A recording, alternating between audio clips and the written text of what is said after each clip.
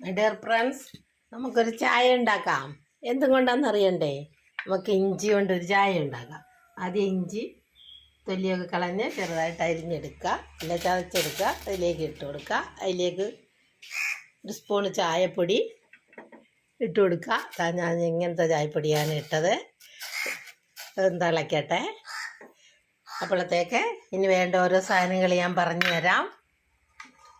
വിശപ്പിനും ദാഹത്തിനും ക്ഷീണത്തിനും എല്ലാത്തിനും നല്ലതാണ്. ദാഹം മാറും, ക്ഷീണം മാറും, ജലദോഷമൊക്കെ ഉണ്ടെങ്കിൽ പോകും. നമുക്ക് നല്ലൊരു ഇഞ്ചി ചായ ഉണ്ടാക്കാം. അതിന് പഞ്ചസാര അല്ല കേട്ടോ, തേനാണേ.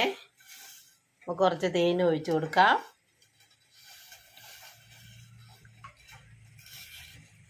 അപ്പോഴത്തേക്ക് എൻ്റെ ചാനലൊന്ന് ലൈക്കും സബ്സ്ക്രൈബും ചെയ്യുക. ശോശാമ്മ കിച്ചൺ,